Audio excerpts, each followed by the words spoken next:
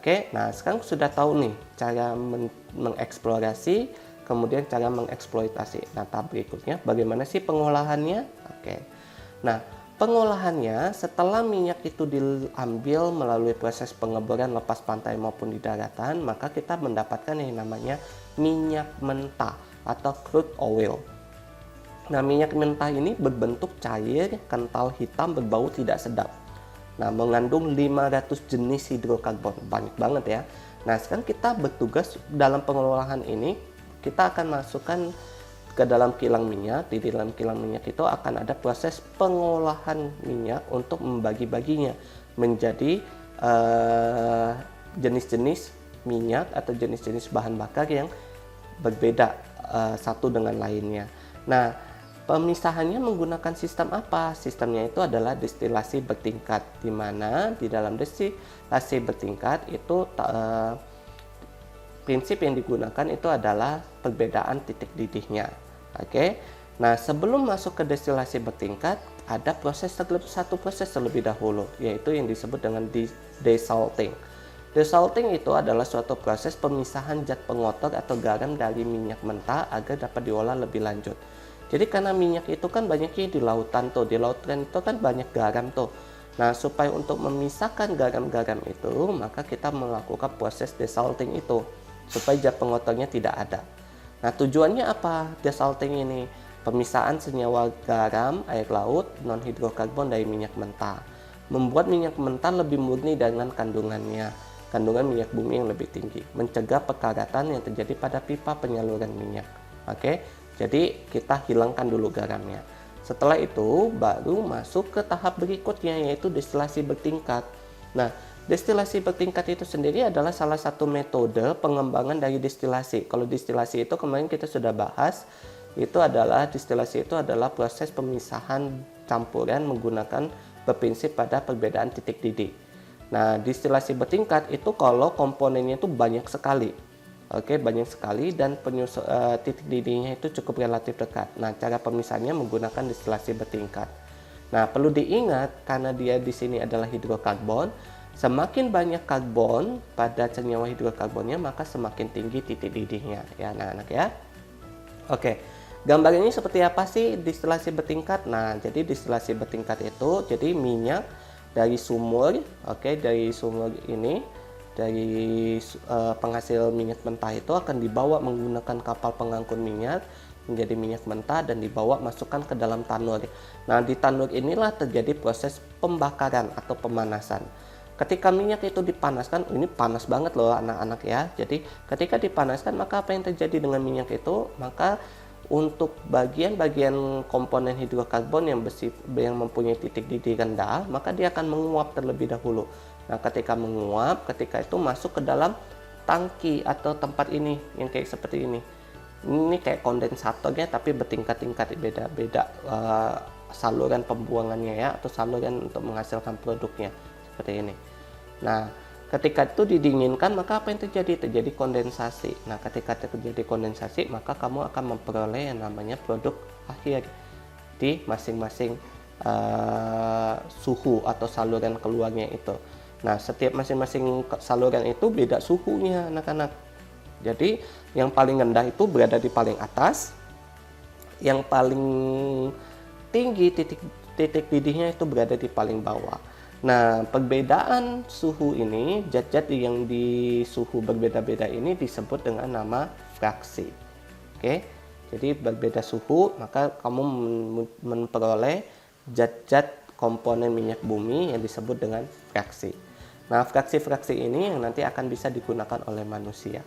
Namun sebelum digunakan oleh manusia, terkadang kita butuh yang namanya proses pengubahan atau konveksi minyak bumi itu sendiri.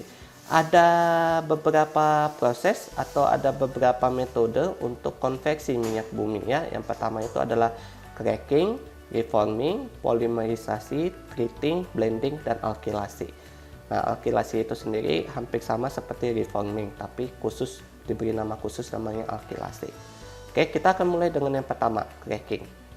Cracking itu adalah suatu metode memecah rantai panjang menjadi rantai pendek. Jadi terkadang kita butuh rantai yang lebih pendek, maka kita putus-putuskan. Nah, terdapat dua metode, yaitu cara panas dengan cara katalis. Kalau cara panas artinya kita menggunakan suhu tinggi untuk memutuskan ikatannya. Kalau cara katalis, maka katalisnya itu yang digunakan untuk memutuskan ikatan tersebut. Nah, katalis yang umumnya digunakan itu adalah platina dan molybdenum oksida. Oke. Kemudian metode kedua, reforming, mengubah rantai lurus menjadi bercabang. Oke, mengubah rantai lurus menjadi bercabang. Jadi biasanya digunakan sama, ada pemanasan dan katalis juga. Nah, ini adalah contohnya. Jadi misalkan saya punya N-butana yang lurus, maka kita bisa membuat menjadi isobutana atau 2-metilpropana menjadi rantai bercabang. Seperti itu ya. Kemudian yang berikutnya polimerisasi, mengubah rantai pendek menjadi rantai panjang.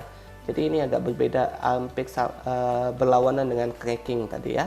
Jadi yang pendek menjadi rantai panjang. Jadi misalkan saya punya isobutena, saya punya isobutana, digabungkan menjadi 2,2,4 trimetilpentana atau isooktana.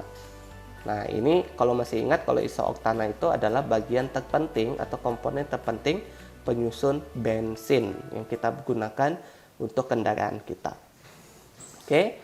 Kemudian berikutnya itu adalah treating. Treating itu adalah suatu metode menghilangkan pengotor berupa sulfur, lumpur, dan mengalami perbaikan warna. Jadi di sini ada proses perbaikan warna. Jadi perbaikan warnanya menggunakan copper sweetening atau doctor treating dan doctor treating. Kemudian ada menggunakan acid treatment dan desulfurizing atau desulfurisasi. Oke, jadi ini adalah 3 cara proses treating. Kemudian yang berikutnya itu adalah langkah berikutnya itu ada blending, di mana kita mencampurkan minyak bumi dengan zat aditif yang bisa memperbaiki kualitasnya. Jadi di sini ada tetraethylate, MTBE, etanol, metanol dan lainnya. Tapi ingat, tetraethylate sudah tidak diperbolehkan untuk digunakan untuk pencampur atau zat aditif pada bensin. Mengapa? Karena menghasilkan yang namanya gas buangan atau polusi berupa logam berat, yaitu tembaga atau lead. Timbal atau lead ya, bukan tembaga. Timbal atau lead. Oke. Nah, berikutnya alkilasi. Nah, kalau alkilasi itu kita menambahkan gugus metal atau etil ke dalam rantai hidrokarbon lurus dengan bantuan katalis.